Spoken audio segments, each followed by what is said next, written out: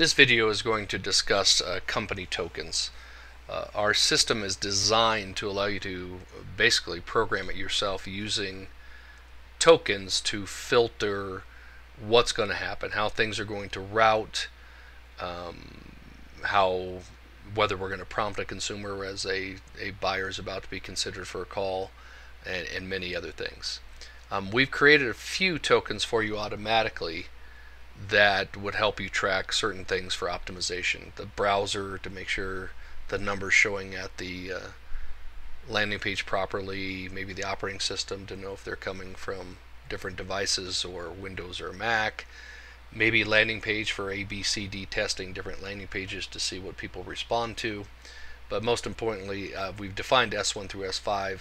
You could have called it anything, but what we're doing here is when you're using different ad networks and trying to see which things are working, you could set S1 equal to site ID on one ad network, where S1 equals source on another network, and S1 equals keyword on another network. So by using a consistent variable name in TrackDrive, you'll be able to optimize your reports much easier, even though those fields at the ad network are named differently.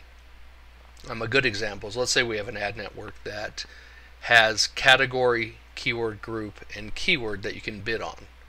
Obviously, because we have to populate the numbers with token values to be able to track what's working, you wouldn't want to go right down to keyword to try to get it to work, because you may need tens of thousands of keywords that you're running that you would want to optimize. So the way I would suggest that you optimize on something like that is you would first start by setting S1 equals the category, run with bidding on different, maybe run a network the first day, figure out which categories have lots of impressions, and then narrow it down to the top 100 categories or top 50 categories that are working. Run those with S1 equals category in the URL until those are all optimized and you know which ones to eliminate because they're not producing any calls.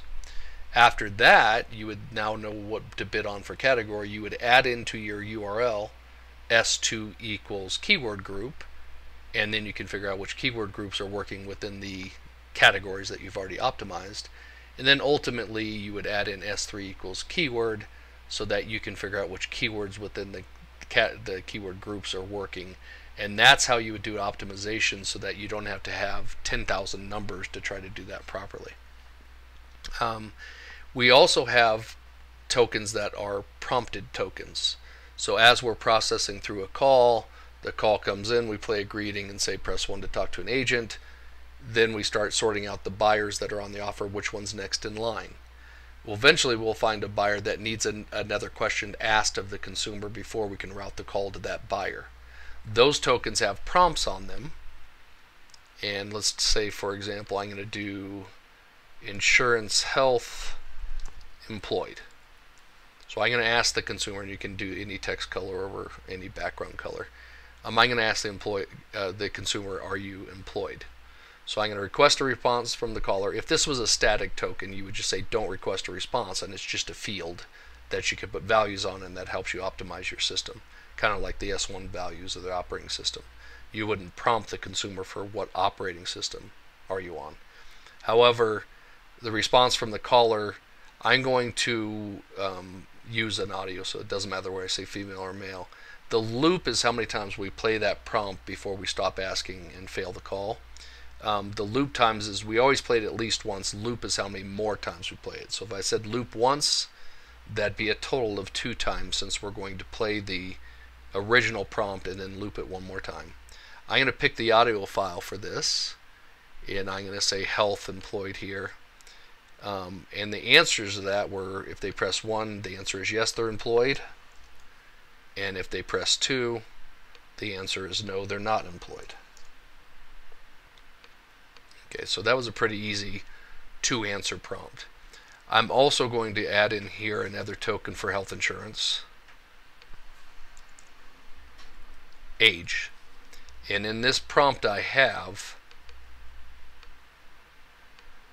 I'm asking the person to press 1 if they're under 26 years old, press 2 if they're between 26 and 63, and press 3 if they're over 63. So I'm going to pick this aged option here, and that's going to have 3 responses, so I put those in, and this one will be under 26. When they press 2, I'm going to say between 26 and 63, and when they press 3, that option is over 63. Okay, so we create that token. So I could have many more tokens, not going to waste your time on this video, in regards to Insurance Health offer, but the concept will be that I'll add those promptable tokens to the buyers that need to know that information before we can route the call to the buyer.